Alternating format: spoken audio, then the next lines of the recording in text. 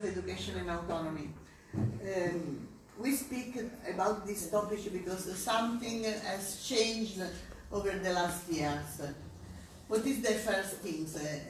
We have seen all over Europe, all over the world, the life expectancy is changed a lot. I remember that in Italy, for example, in the 40s, the life expectancy was only 12 years old. Now is 62. It's a very, very big change. And for example, in Italy, the majority of the people with Down syndrome are adults already. This change of expectancies of life is connected with the needs of a change of perspective, because an adult, even one with an intellectual disability, is not an eternal child, but an adult. Sometimes a very simple adult, but is an adult. And this means that there are adult needs that we have to take in mind. Home, job, occupation, affection, love, free time. And the way in which the people become adults is also in our eyes. The way in which we see the people with intellectual disability that become adults help them to become adults.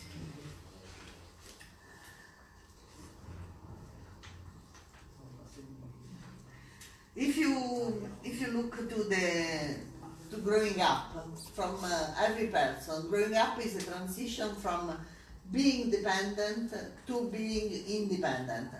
When we are baby, we need whole care, dresses, something that give us the food, all. And when we become adult, we go out from the house, we have money, and we become independent. But in this process, a child with difficulty, a child with Down syndrome encounters two types of problem. From one side, there are the difficulty represented by the deficit. But from the other side, there is the ambivalent attitude of environment. Not only of the family, obviously. I was speaking about all the people around a child with intellectual disability. What happens? From one side, there is what I call the explosion of incapacity. That means I see that you are not capable of doing these things, so you are not capable and I will do it for you. For example, if we stay at school, there is a child that has a problem with mathematics and the other child that put the jacket. There is not connection in between the two things, but there is the explosion of incapacity. From the other side, there is the hyperaffectivity in front of a child with difficulty. Because the other people have an attitude like, I cannot remove your disability, and so I will spoil you more, and hug you more, and give you more affection, because in this way, it seems that I can compensate these difficulties. Obviously, this kind of attitude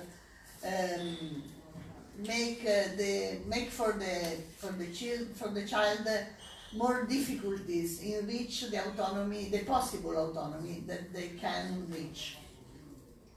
But autonomy is very, very important for every person, and more for a person with intellectual disability. The first reason is that if you are more autonomous, it's easier to be included in the society. In every age, if I stay in the kindergarten and I am able to go to the toilet alone, I can make joke, make play in the bathroom with the other children. But if I have my assistant all the time, I cannot have this kind of behavior. If I am a youngsters and I go out of from the school and all the youngsters stay to spoke to commentate the morning, but you go away with the bus, with the special bus, you cannot stay there. So abbiamo provato a resettare, adesso vediamo se riparte. Ok, grazie. Is that the autonomy is a requirement for a lot of survey all over the world that have demonstrated that the people that have good abilities in autonomy are well included in the job. But I have had this experience directly when I followed people with intellectual disability in job inclusion.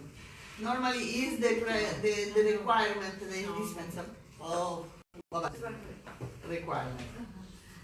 Another aspect is the adult life. We are going to the adult life.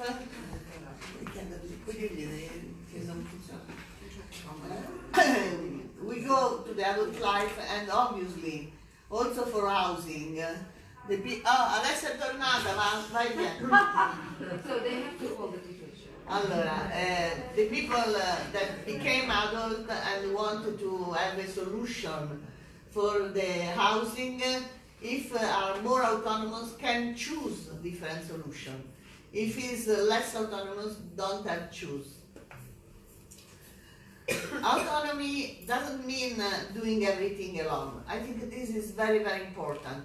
Autonomy is integrating one's competencies with those of others. It means also ask for help. If we look to autonomy in this way, there exists a possible autonomy for each and every one.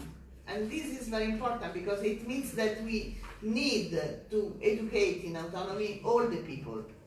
Obviously that the goals could be very different because we can find people that, for example, I know people with Down syndrome that are able to take the train alone and go in another city. I have other people that that don't can go alone, but probably can go to buy the milk near to the house. But the problem is that for each person it's very important to grow in autonomy. Okay. Autonomy means things in the different moment of the life, but we start to educate to autonomy since the first days of the life, because in the first year of the life we work overall over the personal autonomy. When we arrive to the adolescence, we need the help of educators that work with the family.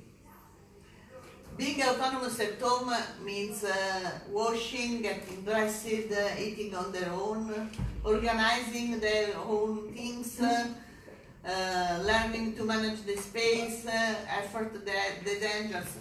Obviously, we have ability, and we have some abilities that is the first step for social behavior. Because if I understand, if I learn how to distinguish my private space and the collective space in my house, because for example, after the play I take my my toys and put in my room, at the same moment I start to understand that when I become adult and I will be in an office, I have to distinguish my space and the space of the others, and things like this. Can do it perfectly, or she has specific difficulties because she has problem with the fine movement and things like this. But I say always that the parents of a child with Down syndrome is a crossed-eye parents. One eye looking at the present and one eye looking to the future. And so some things that now is not so difficult to do because he's a child, in the future must be very, very important for this person. And obviously, a lot of things we learn also a part of a gesture in autonomy. And so it's very important to educate to the interrupted gesture, in which the people can continue the gesture. And autonomy is connected with self-esteem. And when we work to autonomy, we are working also over the self-esteem. One problem, for example, for the people with intellectual disabilities is that very often the people prevent the help. And so they don't learn how to ask for help. That is very, very important in autonomy. We have a lot of things that I can tell you about the autonomy of the first years. I don't want to stop a long time over this, but there is in the presentation, for example, what is important in teaching washing. Is important to choose the time, the reasonable time for the things. I cannot take the shower in the morning when we are in hurry, but obviously is important in the.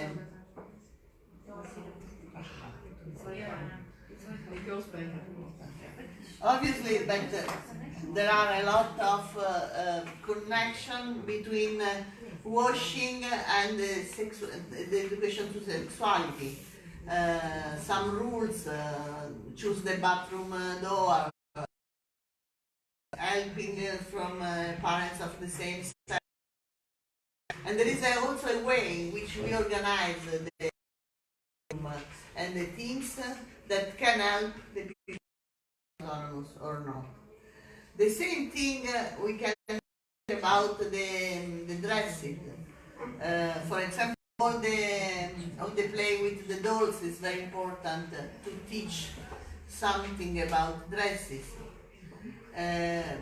Obviously, that also this activity is connected with the topic of the choices, because I started to choose my dresses, and after in the life I will choose my house, my friends, and things like this. The way in which we organize the space can be an help toward the autonomy or not. Obviously, if the wardrobe is mixed with the dresses of all the family, it's difficult. If I organize in a different way, I can help. There are a lot of strategies, I don't want to speak about this one, to effort some specific difficulty about the bottoms, about the jeans and things like this. I leave all this material. Also about the eating is very important, not only for the abilities of eating alone, but also for the social behavior. When I eat around the table with my family, I learn also in which way stay in contact with the others, how to relate.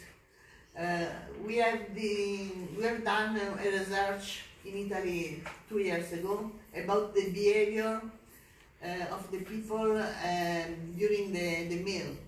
And we have asked if the people eat in front of the television or in front of the computer. And we have found a lot of people eating in this way. This is not good for the nutrition, but this is not good for the social behavior. And also all the activities connected with cooperation. But now I want to speak a little bit more about the external autonomy, moving, doing shopping, shop and services. In 1989, now we have 30 years of experience. We started in Italy with the training course Educating for Autonomy in APD. We started with the adolescents because the adolescence is a moment in which the people start to separate from the parents, to have the motivation to separate. And so we can use this moment to help them really to separate. We started with people with Down syndrome, but this methodology is used also with people with other intellectual disability. What we wanted to teach, we wanted to help the people to acquire competencies useful in everyday life. But I don't want to teach this in a scholastic way, in didactical way, but in how to get by, in a functional way. At the same time, I cannot teach only competencies, but I need to help the people to construct home identity as an adult. Because if I don't feel an adult and I know only how to do the things of adult, these things is not mine. But if I feel an adult and I learn some behavior, I maintain this behavior in my life. I am happy and I can do these things every day. We have grouped in 5 areas the educational objectives, the things to learn, the abilities. The first area is communication. Communication is not speaking. Communication is the ability to express my desire, my needs, not only with the people that already knows me because I is in the family, but